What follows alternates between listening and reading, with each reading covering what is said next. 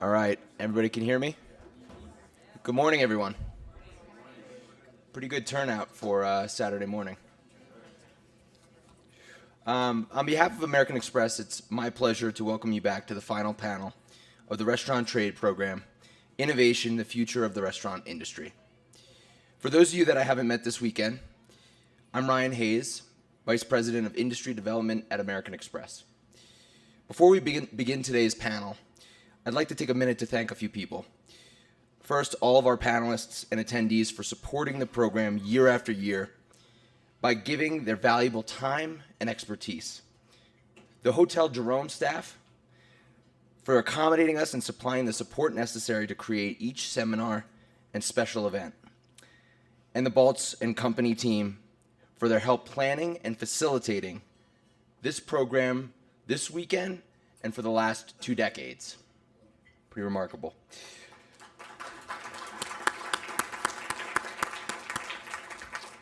Today we'll close out our final panel exploring various new technologies that are redefining the dining experience. Technology has become ingrained in how we make reservations, place delivery orders, and review dining establishments. Our U.S. card members report that they are more likely to keep up with the latest technology trends in dining than non-U.S. card members. The backing of American Express brings our dining merchants these loyal and tech-savvy consumers. Today, we hope to facilitate a conversation where we can learn about these trends to help navigate the emerging tech options that can help your businesses thrive. To recap this weekend, we've learned from the industry stars, and we know that they go by stars, recapping their journey to success and the power of engaging and inspiring their communities. We've networked and eaten delicious food from Chiti Kumar, Tracy Desjardins, and their teams. I'm excited to explore our final panel topic of technology in the dining industry to conclude our shared experience here at the Restaurant Trade Program. It's been a tasty and enlightening experience for sure, feeding the mind and the body. Thank you on behalf of American Express. It's truly an honor to have sponsored this event for the last 30 years. I hope you all agree with me that this year's Restaurant Trade Program is one of the best yet.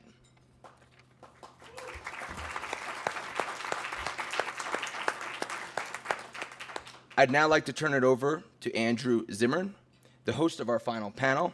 Andrew is a chef, writer, teacher, TV host, and producer. You can see him on several Travel Channel shows, including Bizarre Foods with Andrew Zimmern. He is a 4-time James Beard Award winner, a contributing editor at Food and Wine magazine, the author of 3 books, and a board director at several charities. Please join me in welcoming Andrew. Thank you. Thanks, everyone. How you doing? First of all, especially given the subject matter, I think it's extremely relevant. When you're talking about innovation and you're talking about American Express, they're a card company. You know, a bill comes to me, I put my card down, and then later all of those purchases I make each month are aggregated in an invoice that comes to me from the company, and then I pay it, right? That's what they do. There's a transactional exchange there. But American Express has been innovating for decades, and with this trade panel, 30 years. Unbelievable. So thank you, American Express, for understanding that not all transactions are financial, because I think when you start exchanging information and ideas and you have an emotional transaction, that can be just as valuable. And that's real, incredible innovation. So thank you, American Express, for doing this. At that point, there's a little screen and a little member since ... rolls out underneath your thing.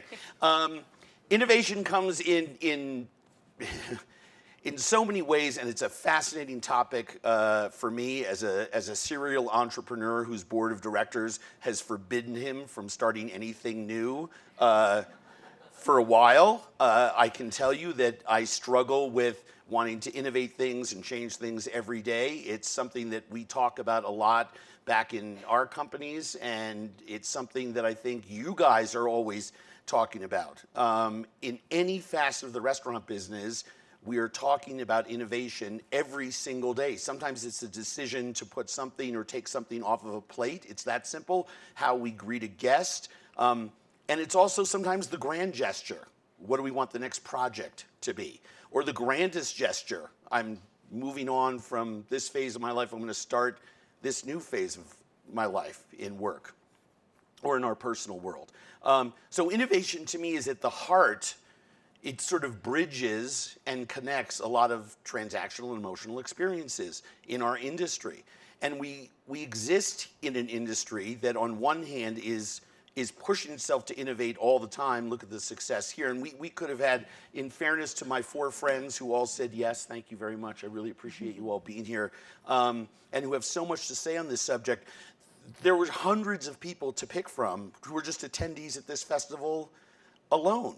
Innovation is at the core of what we do, yet we are in a very traditional industry, on the other hand, that relies on a very, very simple set of actions to execute every day. So I'm so excited about it. I haven't been this excited about a panel in years here, and I've hosted a lot of them. So without further ado, we have really cool bios here, but I really think it's valuable to hear from these incredible, incredible people what it is that they think they do. And obviously, if they get it wrong, I will correct them. But Jessamyn Rodriguez, I don't know how many of you are familiar with Hot Bread Kitchen, which to me was one of the most impactful concepts, ideas that it's just super inspiring to me being a globalist, seeing how she rolled out Hot Bread Kitchen, and now she's in charge of daily provisions at Union Square one of Union Square Hospitality Group's newest enterprises. But Jessamyn, do you want to tell us how you innovate each day and what your life is like? Tell people what you do. I will. Thank you. And thank you for the great introduction. And it's inspiring to be with so many amazing entrepreneurs in the room talking about a topic that I think we all feel passionately about, but are all in an industry where really ultimately our guests just really want good food, right? Like the end product. And I think in general, our guests are pretty risk adverse, right? When we're eating, we tend to be pretty risk adverse. So talking about innovation in food is just such a fascinating approach to the topic that we all care about. So I was invited to be on the panel in the context of founder and CEO of Hot Bread Kitchen. And Christina Tosi has been on my board, was on my board for many, many years. And it's a nonprofit social enterprise in New York City. For those that don't know, and what we do are 3 things. We train women for good jobs in the industry, and I'm sure we'll get there, but like innovation and labor and talent in the industry, there's a really important point of intersection. And so my main intervention in the industry was really around upskilling, or not even upskilling, but finding the right pipeline of talent into the culinary industry. We run a culinary incubator program that has supported over 300 food businesses across the spectrum, different kinds of food businesses, some of them very innovative and others just really good. And then we sell a lot of bread. And the innovation that drove that was that many, many years ago, I had the idea that the bread, like 15 years ago, it was a lot of white bread on the shelf. And I had this realization that globally, there was a lot of more delicious bread that we could bring to market, and that women held the knowledge and expertise in how to make that bread. So thinking about how to marry kind of the market for interesting bread with the talent pipeline and helping those women get better careers was the innovation that drove that. And I ran Hot Bread Kitchen for 10 years. At the end of that, I got a call asking me to be on this panel speaking about those innovations. And after 10 years, I decided that I wanted to do something else. And so I've recently, in the past 3 months, joined Union Square Hospitality Group, which is Danny Meyer's restaurant group, leading a brand called Daily Provisions, which is really vibrant, amazing all-day cafe. It's kind of a neo-coffee shop or a diner concept that's doing really well. And so I'm excited to come on in another context and think about that intersection between talent and good food and getting people more of what they want. So excited to be here. Thank you, Jessamyn. I'm going to come back to it. I want you to think about something because I'm going to come back to it because the innovation idea, that white light moment when you said this is where, there's a lot of white bread, and there's a huge gap. There's a jobs gap for women, and there's a jobs gap for women who are immigrants and refugees and hold this wisdom in their hands. You made that sound so simple. And I know it isn't, so I want to come back to that. Michael Farid is the CEO and the co-founder of Spice. And many of you may be familiar with his work by seeing things pop up on your Daily Beast or CNN or some other website thing. It's like, oh my God, robotic restaurant. It's more than that. And I'd love to hear in your words, if you could tell us what you do at Spice and how you started this company. Yeah, absolutely. I'm new to this industry, so I feel very lucky to be up here among some really awesome people. So in 2015, I was a grad student, and I was living on a $30K a year grad student stipend, and I got frustrated with how difficult it was. Where were you? Was that a TV college? It was at MIT. Oh, it was MIT. Okay. Just wanted to know. And I was frustrated with how difficult it was to find really good food at a lower price point.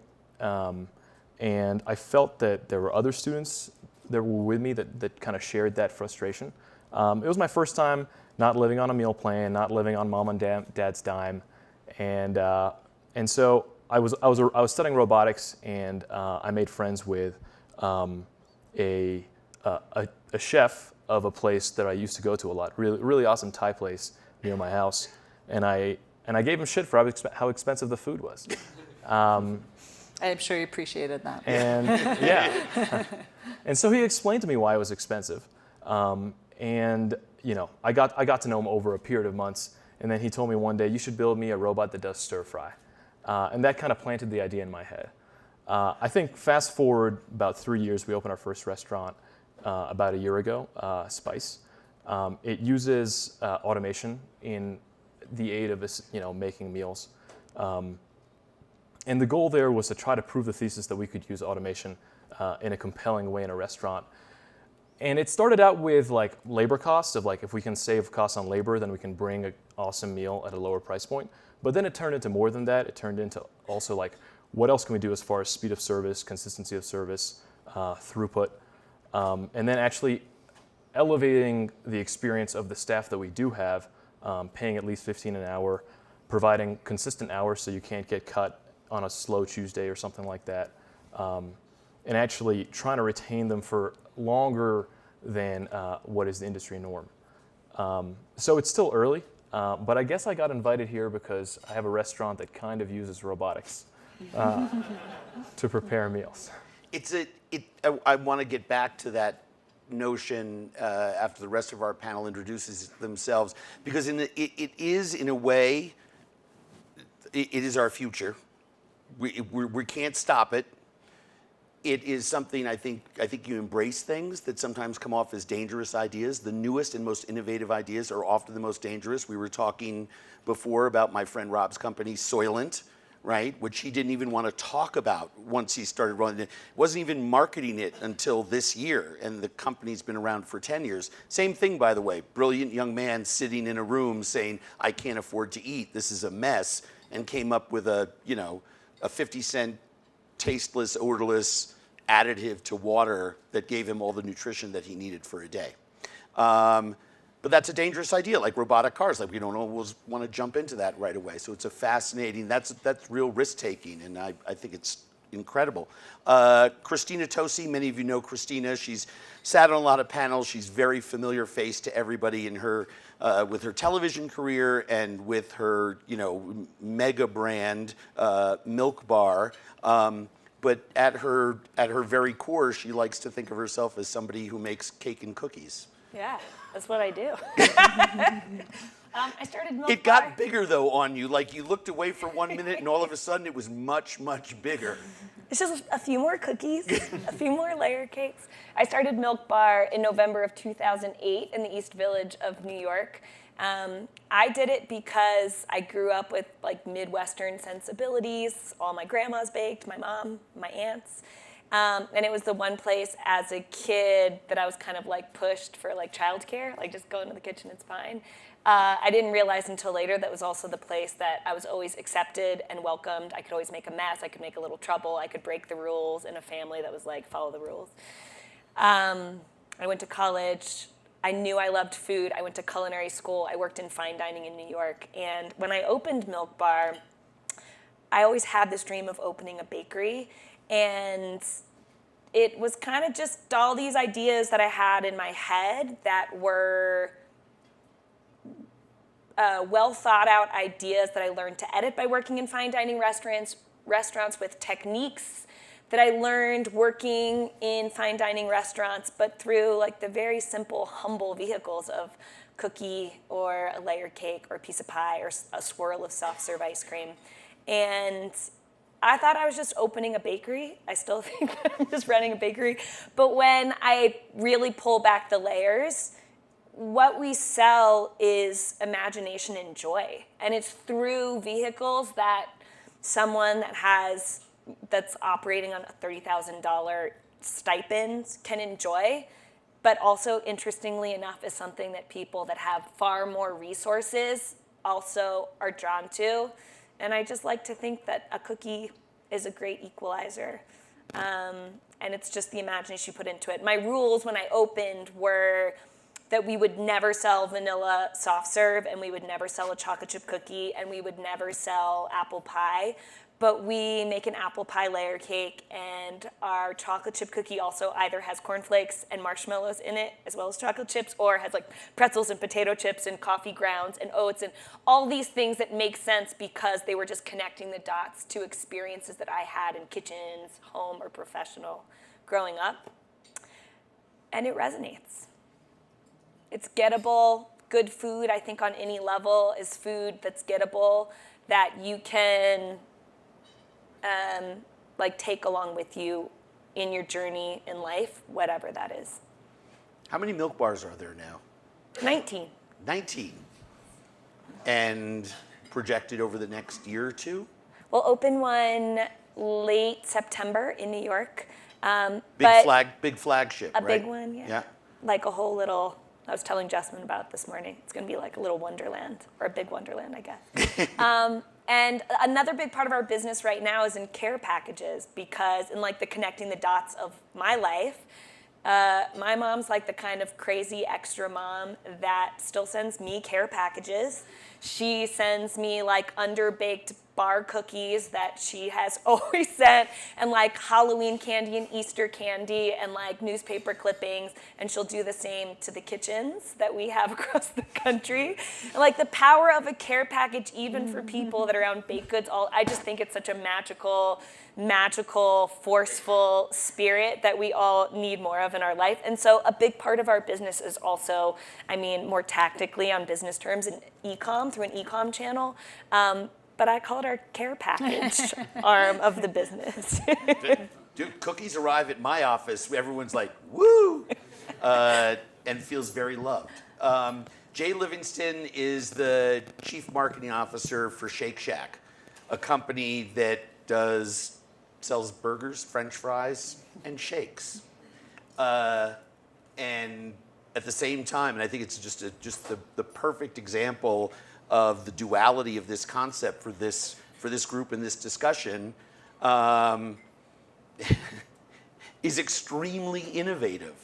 And a new Shake Shack opens every 5-6 days. Am I right? For the next 3 years, a new one will open somewhere in the world every 5 days. Every 5 days.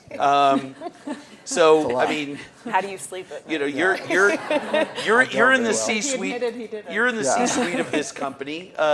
Tell us, a lot of people in this room know Danny, know how the concept started, et cetera. But tell us what you're doing now and why you guys are innovators. Yeah, well, I came to this industry probably from a very different place than a lot of folks in this room.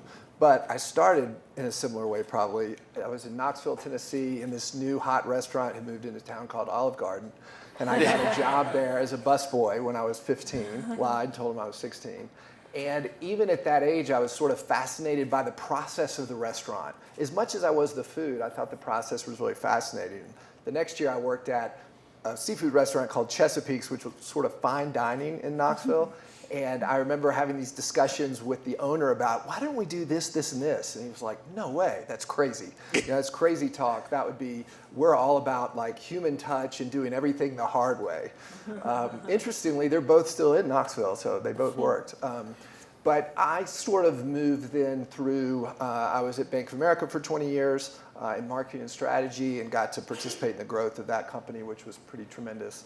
And then when I moved to New York with the bank, I actually had always been a burger and shake fan, but was exposed to Danny. I saw a talk he did at the 92nd Street Y, and I had never seen someone talk about hospitality in such a business-oriented way as I had been sort of, going through my career and sort of watching the hotel and the restaurant business. And so then I went to a company called BarkBox. We're a huge dog company, which, by the way, is its own insane thing. And but really got close to this direct-to-consumer concept of really not having retail locations and doing everything online and building basically hospitality and processes, which is what we're known for actually at BarkBox, what we were known for, building that through channels that were not typical to most consumer products. And so then when I got the opportunity at Shake Shack, what I really loved is this idea of fine dining and sort of being a culinary first business. And there's an accessible food theme here on this panel, but that the masses could access. And so one of the things we wrestle with all the time is, how do you create the efficiencies of a QSR without becoming one, right? Because it's a real challenge. And as I've gotten into it, even Danny and Randy, we laugh about it. It's hard for them to explain the magic that's Shake Shack. So we just opened, in the last 5 weeks, we'd opened in Shanghai, Hong Kong, Manila in the Philippines. We opened in Mexico City in 2 weeks. Lines of thousands of people every day at these places.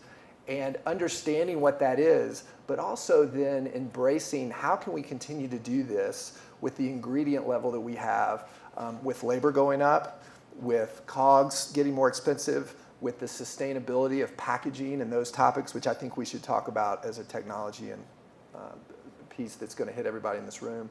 How do we continue to manage those things with digital channels? Because 2 or 3 years ago, digital ordering, so app, website, delivery, and then our kiosks were probably 2 to 3% of our business. It could be 50% in 2 years. So delivery is not an evolution, it's a revolution for the restaurant industry. And it's been really exciting digging into that and figuring out, how do we establish ourselves at the forefront of that early? Because probably the companies that do it quickly, it's going to be harder to sort of elbow them out later, which is why in the delivery space you're seeing all these guys elbow each other out for share right now, because they know 5 years from now that game's probably done. So anyway. Well, packaging and delivery, are two things that you brought up and that you wanted to talk about, and I kind of like to go like the tide and back and forth. Yeah. But you started to, in bringing those up, you touched on what was going to be my follow-up question for everyone, which was, so many people think of innovation as a booster rocket. In other words, a means to get to a place. Apollo 11 launches, booster rocket, hurtled out of our atmosphere, and we can just cruise right into the moon. Brilliant, right? Destination, landed, plant the flag. Now what do? We have to head back home and do it again. You've brought up the issue of innovating, coming up to a Shake Shack, extremely innovative model for people. Yeah. QSR with the emotional transaction of fine dining, right? but you need to innovate now into another whole different space, almost by necessity because of the growth. If you were just a couple of units somewhere, these issues about, ordering, access to product, throughput, and what to do with all the the disposables and the garbage would not be as much. It would be a much simpler problem. Yeah. Now you've got to tackle it on a much larger scale. So I think people would like to hear about that.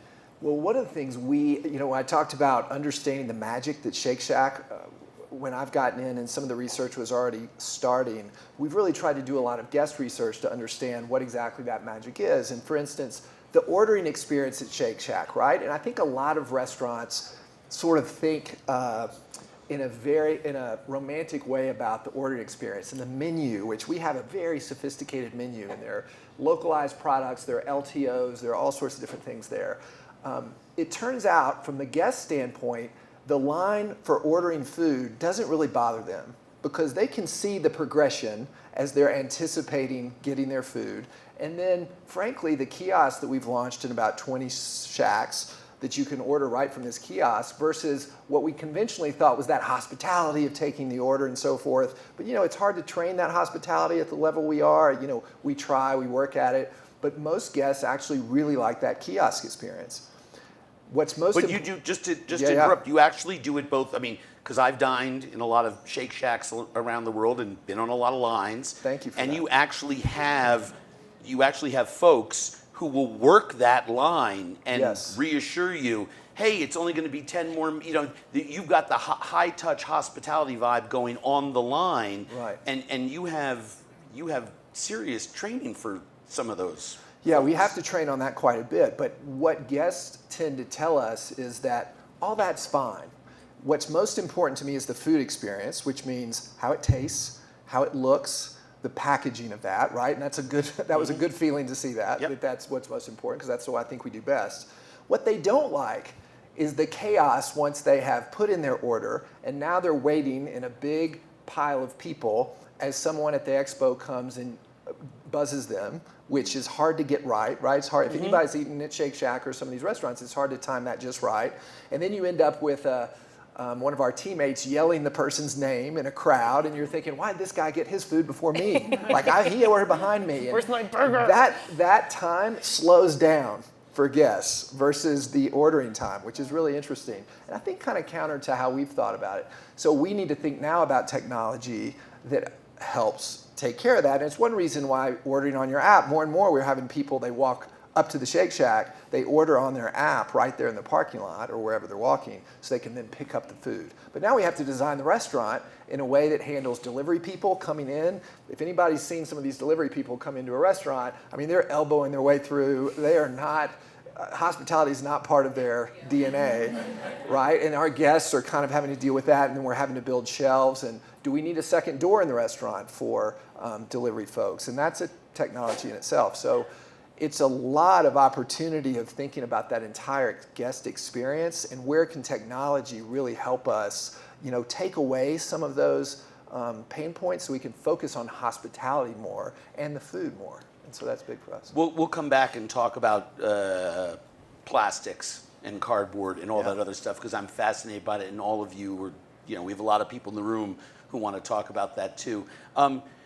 Christina, and I've heard you talk about this, and we're friends, so we've talked about it privately because I find it such a fascinating thing. You're such an incredible visionary leader with a real idea of how you want things to look and to be. You touch everything. You empower your best people, but you have a very strong opinion, and you've enrolled your people in your zeitgeist of what it's supposed to be about, just even from the tape. And maybe you can explain to people what I mean by that. But that's a very unique thing for a CEO of a big company, right? But I think it's fascinating in terms of Milk Bar's growth. If you could speak to this issue of boostership and booster rocket and how you guys continue to innovate since big innovation and a switching of a big idea sort of got you into this incredible space and elbowed a lot of other people out. It's a great, unbelievable product. I love it. But, Is innovation a constant mindset in your company? Are you working on that all the time? Is it a rolling thing? Is it a trough between waves? So many questions back in. I actually have come to really dislike the word innovate because there's something about it that feels forced, or it's almost selling imagination down the road just for the sake of the top or the bottom line.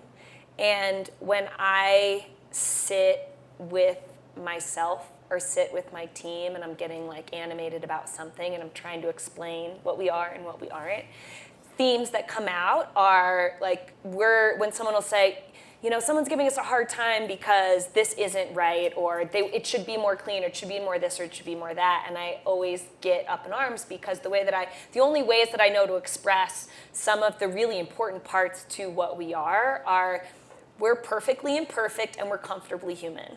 Like when you walk into a store, it's not supposed to look perfect or feel perfect. It's supposed to feel like the place that humanity exists and lives and comes to work every day to open up the doors and bake some cookies or make you a cereal milk latte or make you a soft serve with some toppings that are gonna like dribble on your hands a little bit, because there's something about that experience that reminds you to let your guard down a little bit more. And I'm a perfectionist in like disguised in the form of someone that looks like they're not a perfectionist at all. And I think that's an important part of it. My favorite times in the kitchen are the ones that I'm mismeasuring or throwing caution to the wind or making a mess. That's when my best moments come out, and trying to ensure that I explain that well and empower my team with that is important to me. And that they understand it, that like cleaning every corner perfectly is the type of perfect we're looking for. But when you make a crazy little sign that goes on the soft serve machine that is your imagination or your little innovative gift to the store, and your mark on the store is the other really important part of your job. And when you come to apply at Milk Bar, we want to know what kind of person you are. And we care about your resume a little bit, but we want to know what kind of person you are. And we want to know what's in your imagination and in your spirit and what excites you in the morning, because we know that you bringing that to work is going to make Milk Bar more Milk Bar. And it belongs to me in some like ratio or percentage or capacity, but the way that I explain it to the team is it belongs to all of us, and it only works if it belongs to all of us. We make these care packages, we ship these care packages, and I have these perfectionists on the team and they can't help themselves. They're like, well, this is how the tape goes on the package. Or when you're labeling something in the store, when you come from fine dining, you have this beautiful blue tape that's painter's tape so it doesn't leave a mark, and you cut it beautifully with scissors or really sharp paring knives. You write exactly what it is and the date and the time or whatever it is.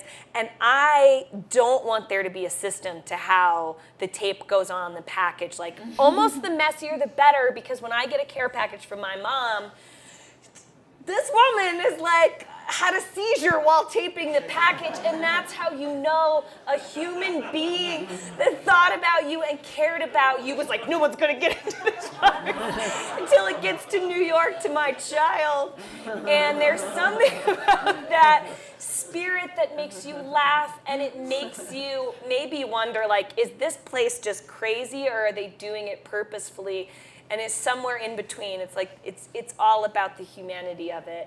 And that is so much about, like, it's not innovation, it's an imagination. And what do you imagine? And our list of the things that we're dreaming up, whether it's in the vehicle of food or how we want to run the business, is a long list, and it's always a healthy debate. And the number of times that someone from my team who is like wicked intelligent, like the people up here that are like, we got to use technology, we got to be enabled, and we got to be more operationally efficient. And I agree with all of those things, but so many times we get almost to the point where we launch something or leverage an app or this, that, or the other, and I always get to the point where we end up not crossing over into that point, because I fear that we will lose the humanity of our imaginations. And though we put it out to you through like cereal milk soft serve or this gooey buttery pie, that part I know is really important to Milk Bar.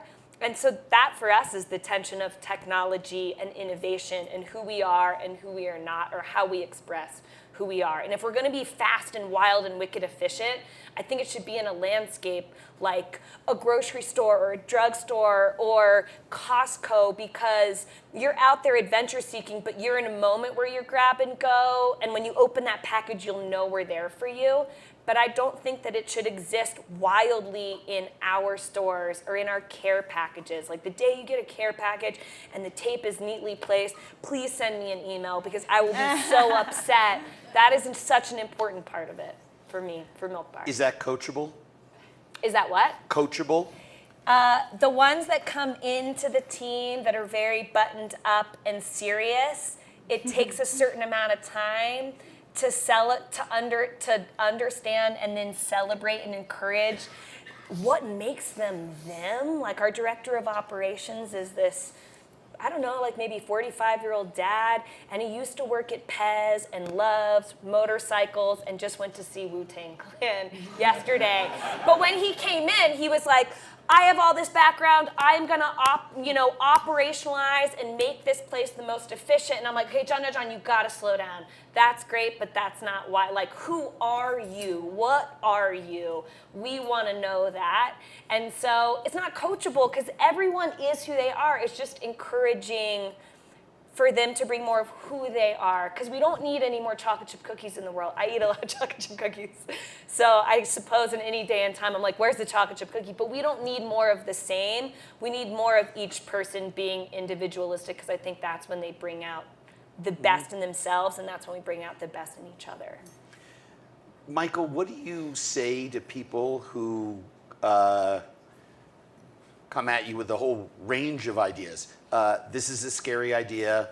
This is antithetical to the nature of the emotional transaction that is at the core of the hospitality business and has been for longer than quote unquote restaurants have existed, although I would argue that that is the definition of a restaurant.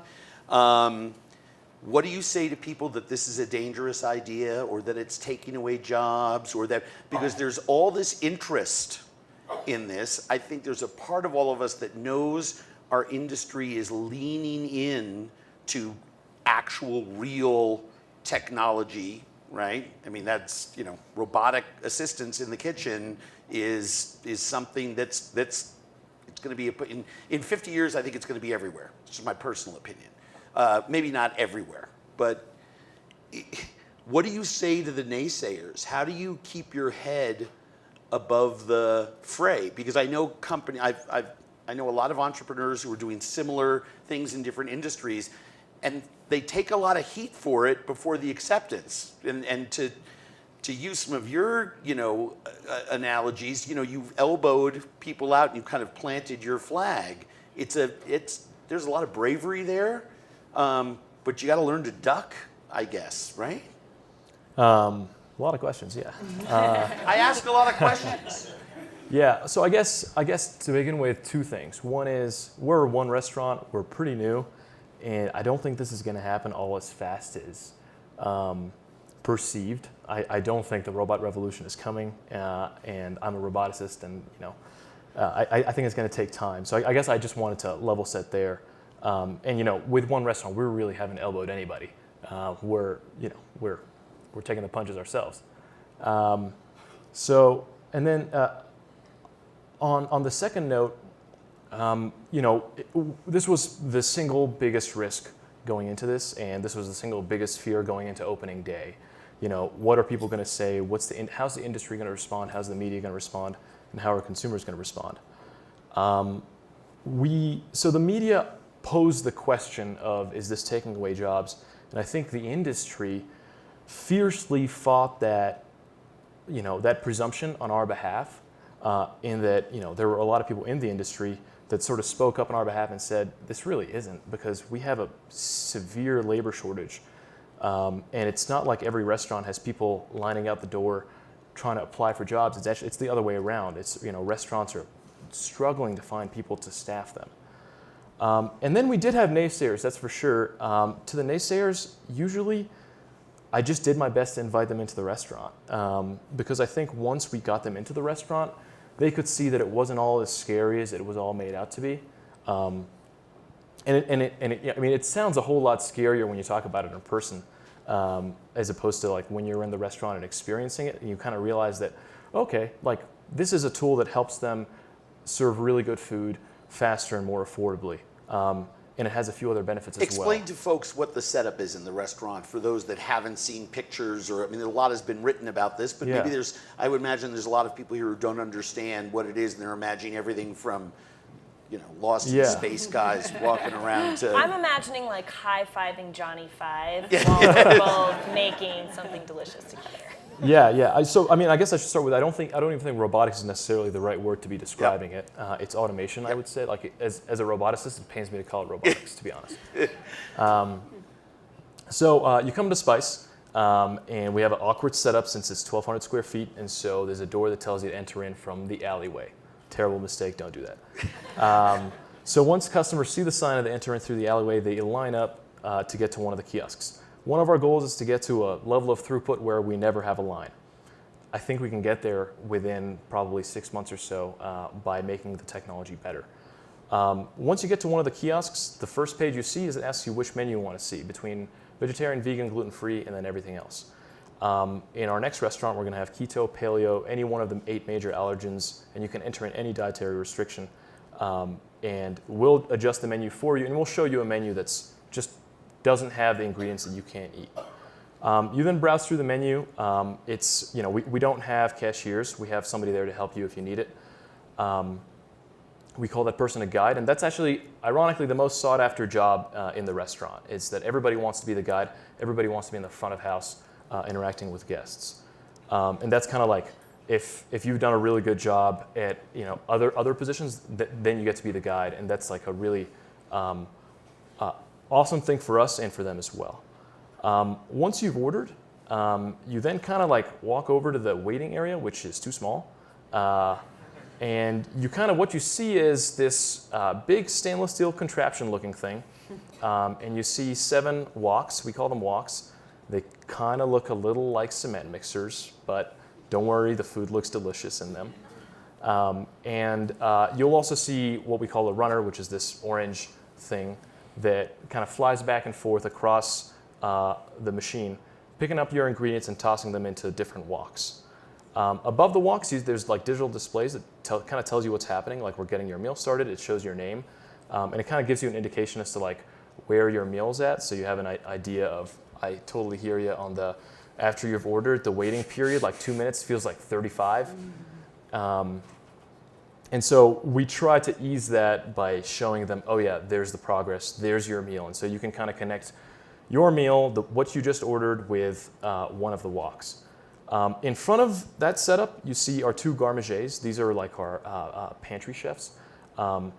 Whenever a meal is completed, they'll grab that bowl, they replace it with a clean bowl, and then they have in front of them a garnish station where they apply garnishes to that dish.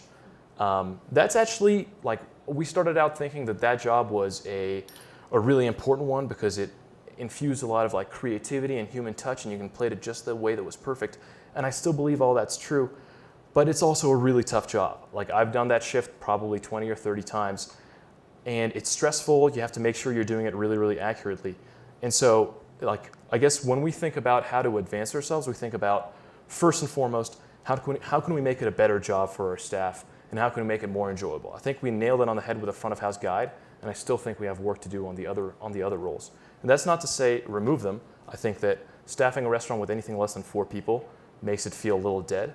But that's to say reallocate them to an area where people can actually add value.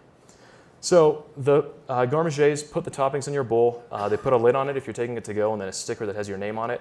That kind of helps solve the expedite problem a little bit, where whose bowl is whose, and hopefully Make sure Christina's is off center have less when she visits. Yeah, I mean, it's actually ironic. We used to have this. It used to be like this 15-minute training of this is how you get the sticker directly in the center. and then you just can't get it directly in the center Overrated. when you're walking that fast. And so now it's kind of like move it away from the center so it doesn't look like you tried to put it in the center and failed. Yeah, you should come check it out. But yeah, soon we'll have them hanging off the side of the bowl. I love that the newest place that you need to innovate and the place that you're trying to bring the newest ideas into your company is actually one of the oldest issues in our industry, which is, allowing our employees to do the best work and empowering them to do the best work. That's the hope. I mean, we had some solid turnover in our first 3 months as we figured out who exactly it is we were trying to hire. But in the following 9 months, we haven't had a single person leave. And so hopefully we can keep those people for another year, 2 years, or 5 years. And that's really the goal, because I think the longer they stay with us, the longer they will serve our customers better.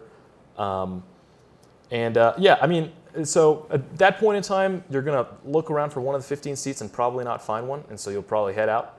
But if you did find one of the 15 seats, you will sit in your kind of small table and chair while all the other customers kind of flow through. Mm-hmm. We're very much in a dense business area, and so a lot of our traffic is just very, very high density, high throughput lunchtime. But the dinner experience is a little different in the sense that you don't have to wait in line, and you get straight to a kiosk and you find a table easily. Mm-hmm. Jessamyn, everyone in this room, I'm sure, is aware of daily provisions. We all read the same stuff. We're all in the trade.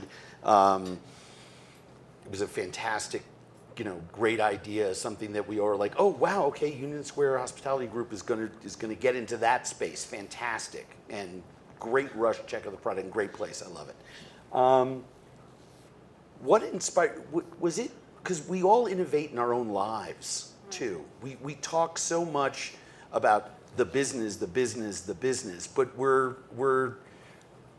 human beings, and we're also human doings. I mean, we're constantly reshaping our own lives, and there's been such a desire on our industry to look inward and see how we care for ourselves and how we make choices and what makes us happy and what we choose to lean into. So I'm just curious if you could talk to that transition between something as innovative as Hot Bread Kitchen to something, and I'm not trying to diminutize it, to going to, running a bakery brand. Yeah. And I love that you're like, everyone's like, oh, like Union Square Hospitality is going into that business, because I have a hard time articulating exactly what that of daily provision is. And I think, like Jay said, I spend a lot of time like trying to figure out what the points of magic are at this point and what we need to be. And it is, innovation is a tough word, because I think it connotes this straight path to a there. That's my problem with the word innovation. I use it all the time. I've never said I don't like it, but when you said I have a problem with the word, I think it somehow diminishes the real work, which is the day-to-day operationalization of big ideas. So it's not a booster rocket to the moon. I'm like, it's not a booster rocket to the moon. It's every day figuring out what the method is to applying tape. It's the everyday tweaking the technology to improve it. Like that's like the ugly truth that we all know, because we're in the industry. We all know that the ugly truth of innovative ideas in food is just like blood and sweat and work and people, which are complicated, right? So that, I think, is like my big thought on innovation. So coming up, but at the same time, I had a very clear vision with Hot Bread Kitchen, which was get more women, underrepresented women, into an industry and sell interesting ethnic breads and use the proceeds to pay for it. And many days, in the last 4 or 5 years, I walked into the bakery at Hot Bread Kitchen, and I'd worked in other bakeries where there, wasn't a lot of diversity, and there definitely wasn't a lot of women. And I walked in there and I was like, this was the idea. I had a big idea, I innovated, I got there. It was ugly along the way. Lots of, beautiful and challenging and ugly getting there. And then we got there. And when you start a nonprofit, it was a nonprofit organization. It was a social enterprise. I drove it like a business. But when that happens, at a certain point, you're like, what is the there of that is knowing that the legacy, the core mission of what we do, which is train women and support businesses and growth, was going to continue to do what it did, whether I was there or not. Obviously, it'll change. It'll innovate. It'll iterate to land where it was, but there's a charter, it's written in paper, black and white, what it's going to do. And when I started it, I didn't think it was necessarily going to be my end game. So I was walking into work, I was like, we got there, we've arrived, I love this organization, I could stay here until I was the founder that got pushed out the door in a wheelchair at 95, or I can figure out what the next is. But I was like, I'm not gonna do entrepreneurship again. I was like, that was a wild 10-year ride, and I'm probably not gonna do entrepreneurship. And I spent some months thinking about what it was that I wanted to do. And I thought about whether, potentially I wanted to go into corporate philanthropy, or whether I wanted to go onto the media side or academia, or thought really expansively about where my skill set could be useful, given that what I did was run a nonprofit and run a wholesale food business and run a business incubator. And then Danny called, and like everyone, I know Daily Provisions and I love Daily Provisions, but more than anything else, coming out of Hot Bread Kitchen, I craved working with people that I could learn from. And that felt like the most important thing. My board of directors was amazing, but I filled it with people who I loved and who loved me and who were there as advisors and supporters. But when you're a founder, rarely are you truly pushed. I would say Christina was probably the person on my board who most often was like, you need to pay less for your chemicals. You're paying way too much for your chemicals. But other than that, the board really supported and helped me, and it had been a long time since I had somebody that really pushed my thinking. So when Danny called, I was very interested and realized very quickly that I don't think when you're an entrepreneur you can get it out of your blood. And this is an opportunity to build on someone else's innovation, right? Daily Provisions, nobody knows exactly what it is, but everybody feels the impact day to day of having a thriving restaurant. I mean, I think those of us that are in this industry, all we have is the party, really, right? There's all of these tech-enabled pieces, but the reason why people still come into our restaurants is for the warmth, for the joy, for the hospitality. And in the case of Daily Provisions, they come in for the party, right? The expo problem is huge at Daily Provisions. For those of you that have been in there, it is well, I'm not going to say the word that it is, but it's a real situation getting your food out the door from the moment you order it. And it is not the long-term kind of, that won't work in necessarily the next neighborhood we open, but I do firmly believe that in this day and age, people come into restaurants because of the party. Daily Provisions is an all-day bar atmosphere, and people come in and inevitably have a positive interaction. And so when I was deciding what I wanted to do and thinking between very different options, I just started spending time sitting at the bar at Daily Provisions and tracking the amount of positive interaction I had with people, both who worked there, but even other New Yorkers. It's just sort of a quintessential third place New York moment when you go in there that I think many people crave. I definitely do crave it. And so it felt like a slam dunk, not to mention I had amassed a lot of knowledge about baking that I wanted to leverage and do other things. And so I came on board 3 months ago, and it's been a phenomenal ride. And I don't, we are in the it's the ancient arts of food. We offer hamburgers and chocolate chips and bread and coffee and stir fried with robots. But it's it's as ancient as it gets. And so the innovation name to it is, I think, even problematic. When I think about preserving that party, what I think about from a labor perspective is how do you do that, right? Because when we talk about the friction that the customers feel, when your customers are feeling friction, your staff are feeling it tenfold. And so like the desire to keep the party at Daily Provisions, like that expo at Shake Shack, when they have to get out there and scream someone's name, that's like a micro frustration that they have 10, 12, 15, 16 times a day. And so at Daily Provisions, I think a lot like the innovation is like, how do we keep the party? How do we give people their autonomy?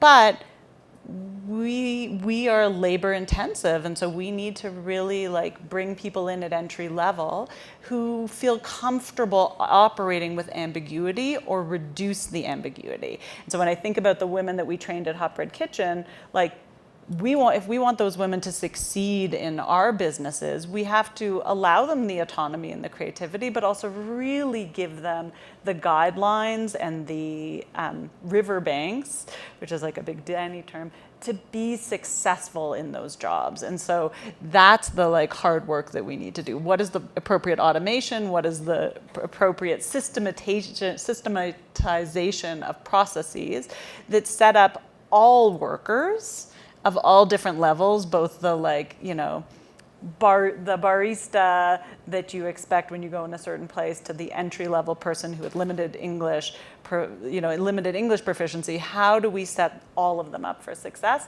and to really continue to grow that party? Lightning round before we get to questions.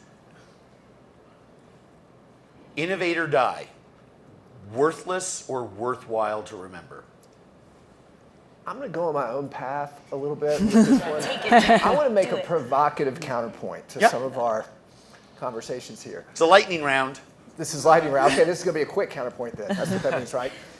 So there are two companies, let's just take two in the dozen of the alternative meat space, right? That in the last 5 years have developed two businesses that are worth the combined valuations right now today, with the exception of Amex, that are worth more than every single business represented in this room. And when we think about, is technology a rocket ship or a booster or whatever it is, there are places out there, and we all probably have opinions, but I think a lot of people in this room, and there are people at companies that we're associated with, that passed on those businesses, saw them several years ago, and would be wealthier than they are currently if they had invested in those, right? We all kind of see it. I sort of saw some of that. I'm an angel investor in the city. I saw some of those too. And thinking about constantly, like, where can we get ahead with these alternative approaches to feeding people, creating emotional experiences, allowing more people to eat the kind of food, because a lot of people that want that burger taste, but they're a vegan or they're a vegetarian and they've made a life decision not to eat it, they want to mimic that experience that all the rest of us have. And I think it's fascinating to watch that happen and what's going to go on there. And that's a place where it's not really iteration, it is complete jumping to the next place. So anyway, I think it's something for a lot of us to be thinking about, kind of in those terms. So it's a conversation. It's not a decision. Yeah. Great. No, And I think just like there's a space for a few of those boosters, but then day to day, most people are going to make their daily food choices in places that succeed on the day-to-day execution towards a elevated normal vision, right? Like, Yeah, I would agree with that. This wasn't, Christina, the question for you, and this wasn't not a setup at all. It came to me as everybody was talking. Everyone shared about other concepts down the road. Obviously, Shake Shack is doing massive growth. You have 19 leaning into your 20th.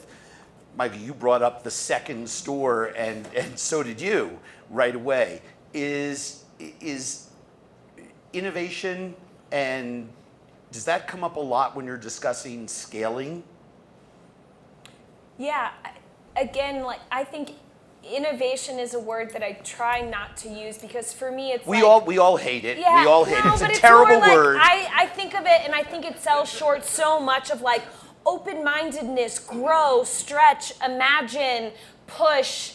Like I'm sitting on a panel where what I do and what's right for me is totally different than what's right for these other really exciting businesses. And I'm like humanity, and I'm sitting next to a robotics brilliant mind, and I am just as excited at the concept of that because, like, what did you wake up for? I didn't wake up to like live in Groundhog's Day and live in the world today like I did yesterday. And so I think innovation is like it compartmentalizes something that I think is so exciting about what living life is. And I think for me, it's a necessity. It's air, it's food, it's what I need to survive, and it's what my business needs to survive as well. Otherwise, what's the point? Yeah, no, absolutely. I do a lot of work in the Boston area. I'm up there all the time. I get more energized by the thinkers and doers up there. Mm-hmm. I do stuff at the Lewis Institute at Babson in the entrepreneurship space, and meet we have a lot of mutual friends that we've never talked about who come out of MIT and develop some really, really radical things. I was curious from your standpoint, as someone who really is at the point of that particular spear, what's the coolest thing that you're not involved in that you've seen recently in the food space? And you don't need to name it by brand or type, but just the idea or something that you've heard, because you float in a very special world.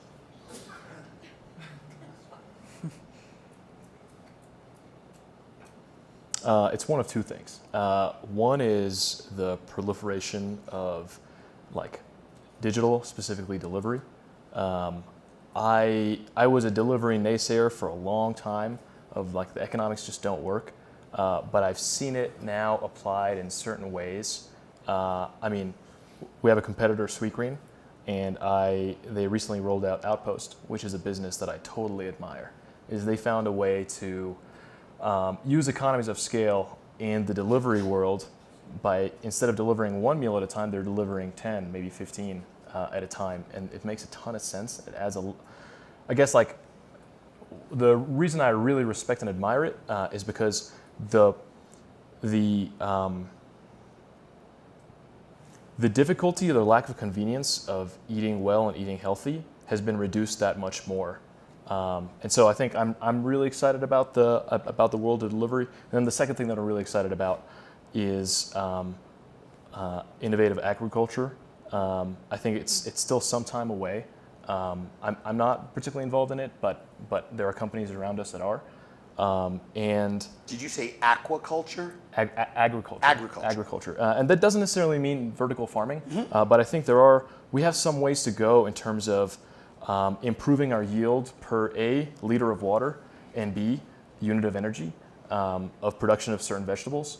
And I think that in the next 20 years, I think there are certain technologies that are going to evolve to an extent that could become a huge delta in bringing fresh produce to places where it's harder to get or where it's more expensive. Jessamyn, one of the biggest trends over the last 5 years, we weren't even talking about it 5 years ago, in fact, is operating a humane organization, a sustainable organization, because we are about people. We're a people business, we're in the hospitality industry, and we work every day with people. As someone who truly innovated a model for that, what's some of the cooler stuff, or one idea, lightning round, in that arena before we turn to questions that's fascinating for you now, whether it's at Daily Provisions or not? I'm going to say that we deviated for a moment, and this industry was running their margins off the back of people. But I think that we're right sizing now.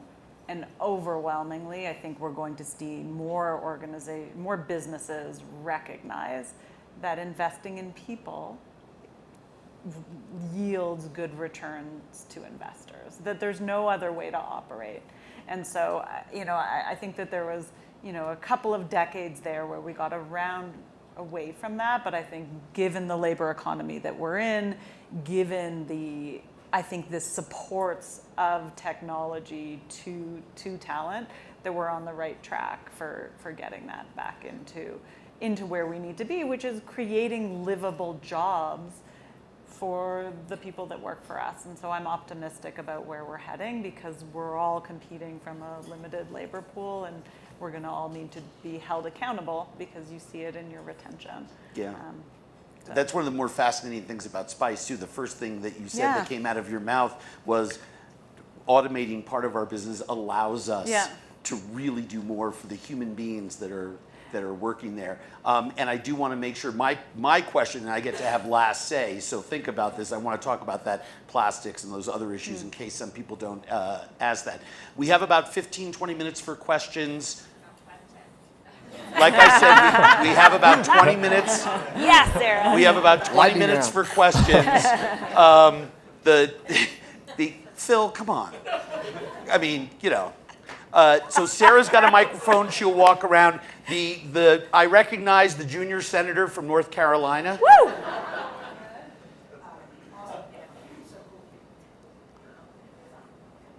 I wanted to ask, so, you guys hear me? I can hear you. Yeah, we got you. I wanted to ask for, we have 6 shops in 1 square mile. Training is like the most important and hardest thing that we do. And I was curious, Michael and Tosi, with your broad reach, do you have like an HQ for how you approach training for managers across the company? I'll go first. Yeah, you go. We're still figuring it out. I think it evolves every day. It evolves as we approach so many of the different challenges, many of which Jessamyn spoke about. I think the one thing that has been the most meaningful thing that we've learned is that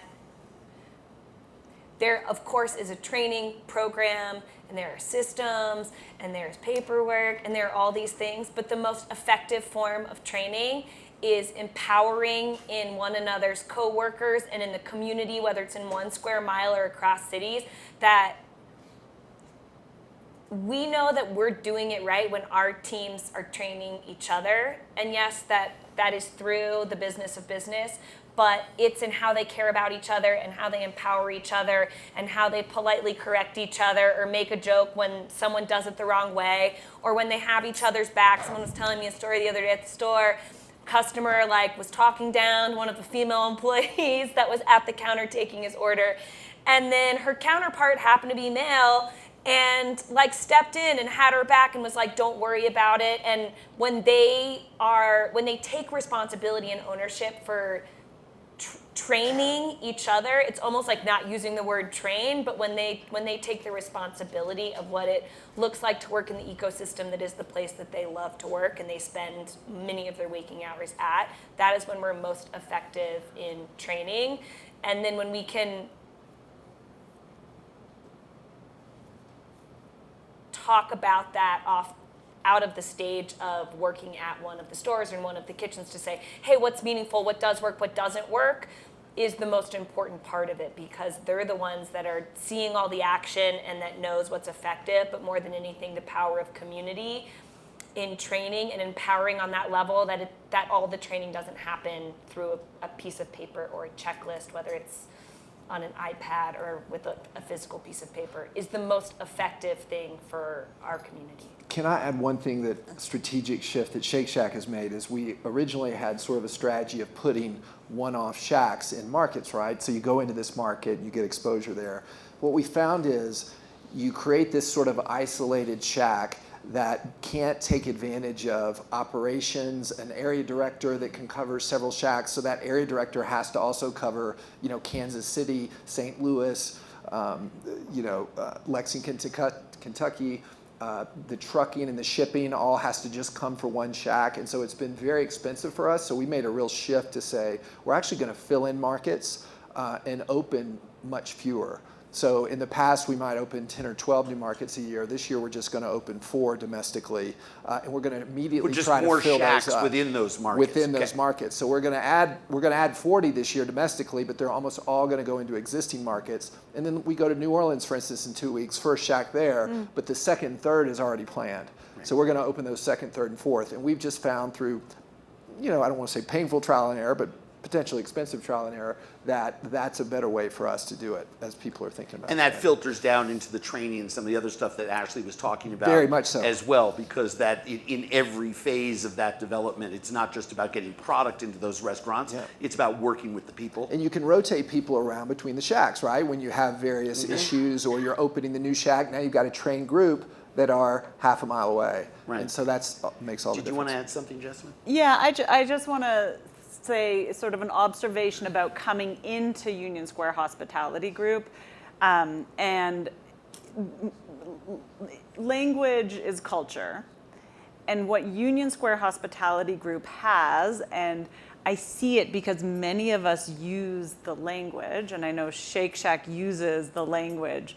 And I'm looking at Jenny because she wrote part of the book, but setting the table and the training materials that Union Square Hospitality Group uses for executive, manager, supervisor, hourly training, from my outsider observation going in, is an incredibly powerful tool. So connecting the dots, creating raves, like there's all of these hospitality concepts that if you've read the book, you're familiar with, but how do you create your own company lexicon, use it enough that your managers start using that and having that trickle down? I have observed is an incredibly powerful tool, that kind of a strategic advantage that USHG has, that because Hot Bread Kitchen started from kind of baby steps up, I was never able to like really nail that training piece because we sort of lacked that common language. Fascinating. We've been communicating for millions of years one way or another, right? And at the end of the day, one of the most innovative things that one of the most innovative companies in our world has done is create that language for itself. That's fascinating. Yes, ma'am. Thank you. This has been a really interesting conversation today. But I just wanted to ask, because it seems like we've been talking quite a bit about technologies and also bringing humanity into the workplaces, whether that's with scaling or just operationally how you're running, whether it's even the back of house. So I guess my question is, are there ways that you could look at technology rather than being something that's kind of like streamlining processes, potentially as a way to invite technology to have more participation from customers, from people who you're trying to share kind of experience around, so that they're invited into the experience. So I just wonder if the technologies that are utilized could be more open for people involved in the restaurants, whether it's, you know, at the scale of a Shake Shack opening every 5 days, or, you know, slowly scaling as you're starting with one restaurant and moving to many more. One thing we haven't talked about, just say quickly, that's sort of an obvious answer to that, is social media, right? We haven't talked about how that's been so transformative, and that's really technology that has connected people to brands and companies and the food culture in a way that has never happened before. And so we are all, including me, I'm thinking all the time about how do we go from doing one way, how do I go on our social media channel, and we've gotten pretty big with that, to just putting stuff out there, to having two-way conversations that turn fans into passionate advocates.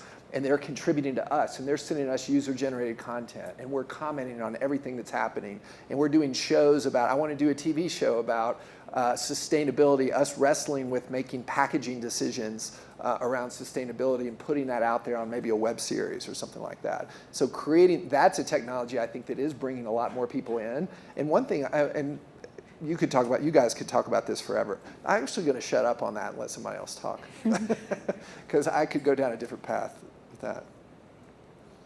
I totally agree in the, you know, how many people here use Venmo? And like, you know how there's like this weird Venmo social feed where you see what other people like purchased and stuff? So like that's like a weird application of putting in a social aspect into an app that didn't really need a social aspect. But people use it, no? No. I mean, people definitely use the app. I use the app. I mean, do people use the social I don't know. feed? I turned it off. How many people use the social feed on their Venmo?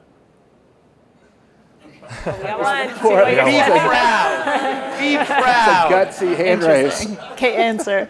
Yeah. So, we're releasing our app in a few months, and we've been kicking around a feature that allows you to somehow share with your friends what you ordered.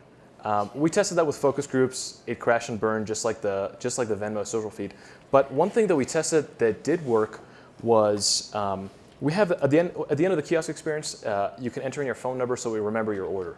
Some people do it. A lot of people don't because it's just like I'll just enter in next time, and it's the kind of a speed and convenience thing. But then we tried for about a week and a half. We put in enter in your phone number, and that way we're going to text you to ask you about the next bowl that we're going to release. And then the adoption rate quadrupled or something like that of people putting in their phone numbers because they wanted to be involved in that. And so then we didn't have an app, so we didn't really have a way to contact them beyond text them all. And so we said, okay, these are the possible bowls that we're going to release. Blasted that out to all the phone numbers. Huge risk. People get really mad when you spam them. And we had a 50% response rate.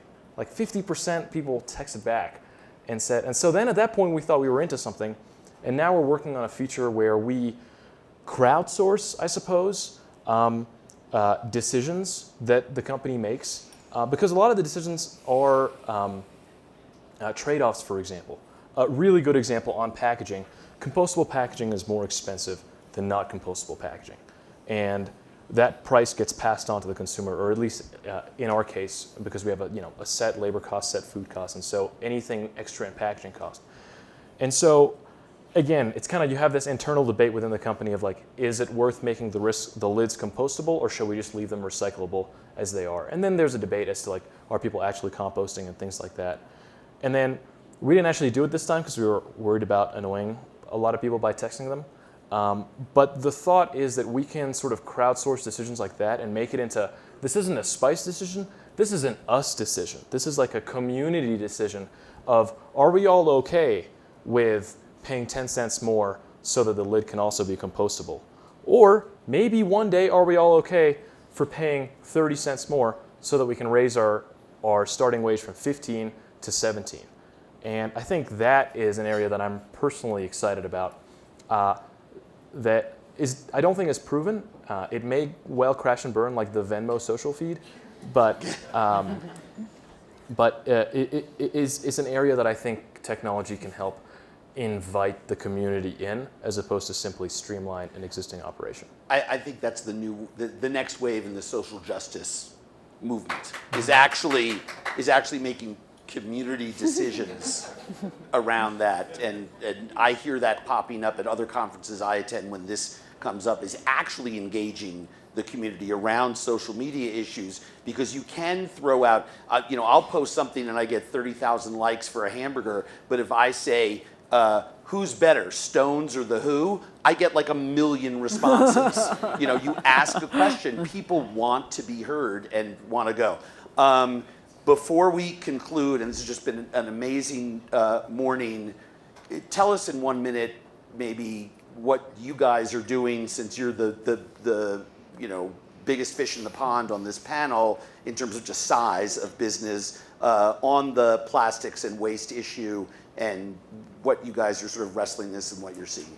Well, we're super committed to it, and obviously at scale, right, the numbers get really big and scary looking, and so we always are fighting this dual thing where we've got the packaging, especially in delivery, it has to keep the food warm. It's got to keep the food secure. It's got to be thick enough that it meets these performance standards. And it can't be so expensive that we have to raise all our prices, but yet it needs to be sustainable and recyclable and as little material as possible. And so, we're working with our vendors constantly. We're working with even the packaging of things before they get to the shack. And of course, we're working with our suppliers to make sure that those suppliers are raising animals and all our ingredients in a way that is sustainable at its core. Because we can now start to influence that a little bit more because we have a little bit more muscle, and so we intend to do that. Purchase power. Purchase power. With that said, it's never an easy. So I'm a big believer in sort of I had a boss that used to always say, open the kimono. I like the idea of just the authenticity of showing like, here's the struggle, here's what we're going through, and getting people involved in that, because I find if people see that struggle and connect to it, they understand much more why you make the decisions you make versus being in this just polarized camp of you should be doing this or you shouldn't be doing that. And so that's one thing we're going to investigate a little bit. But it's a big coming, younger generations are super engaged in this topic, and it's something that we're all going to probably spend more time thinking about and acting on over the next few years. Big opportunity for entrepreneurs out there who are wondering where to get into. That's a great place to lean into, an ambiguous area that you can lean into.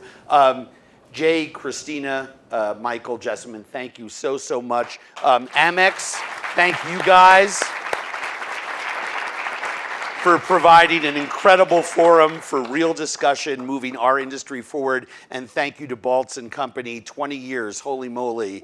Thank you so much for doing what you do so well. Is there something that we have to do afterwards or are invited to do afterwards or should know about, since this is the final panel of the weekend?